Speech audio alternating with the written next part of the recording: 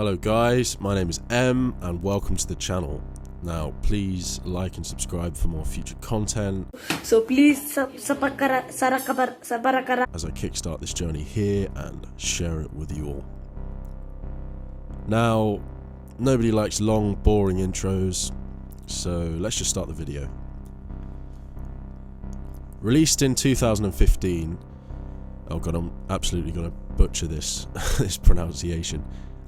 Rautaa Ja Tulta, or Iron and Fire, is an album by the Finnish black metal outfit Havukruunu. One of my personal favourite bands, combining the Finnish black metal sound with black and roll, immortalish styles and heavy Twilight era battery influences. The first 3 tracks of this album, they're more fast-paced with Finnish-sounding melodic sort of riffs and some really outstanding drum work, to be honest, particularly in the track, oh god, here we go with the pronunciations again, Musta Yo, or Musta Yo, which translates into English as Black Night. As the album progresses, depending on the track, the sound transitions into a more groovy and slower paced sound, particularly with track 5.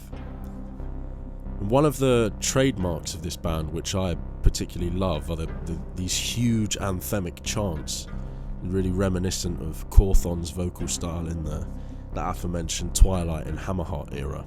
You can really hear a perfect example of this in track 6 after the first part of the song.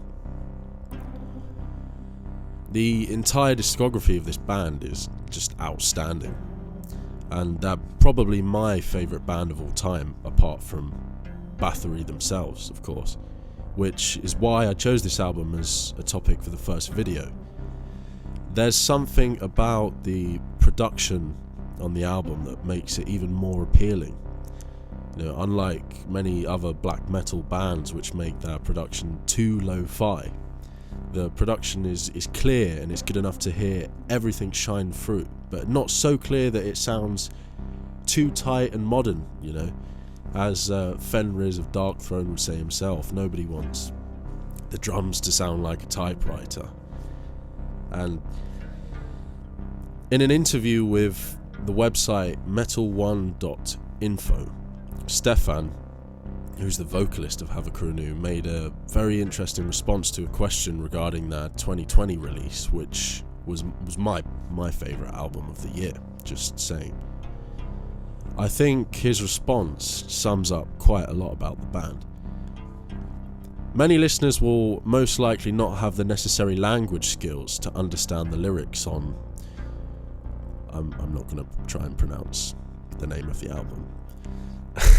The 2020 album. Could you briefly describe what the songs are about? Bad stuff. No pagan or heathen mythos or legends or philosophies or superstition. Real life worries and thoughts, albeit wrapped in rather poetic clothes. This was the case with earlier albums also. People seem to want us to be these sword-wielding mythic barbarians, and I'm sorry to reveal that we're pretty normal and troubled like anyone else. Now, if you look at the artwork of this band alone, it's outstanding, and after listening to their discography in full, the art really does match the atmosphere and the aura of their soundscapes. And as I mentioned before, this band's entire discography is outstanding, and definitely check them out if you haven't already. It's very rare for me, anyway, that I can say a band has not released a single song that I dislike, especially considering how autistic my own tastes in music are. But this band really are, in my opinion, the best thing happening in black metal right now, and one of those hidden gems that are just criminally underrated. But maybe it's better that way, because after all, when a band gets too big, it can make them less special, I guess, sort of. Anyhow, that's enough regarding my thoughts on the album and this band for today. I hope you enjoyed. I'll be uploading more content in the near future, so if you have any suggestions of albums or topics you'd like me to cover, just feel free to let me know in the comments. Also, please follow my band on Instagram if you have it, at Black Congregation Band. And until next time, stay frosty.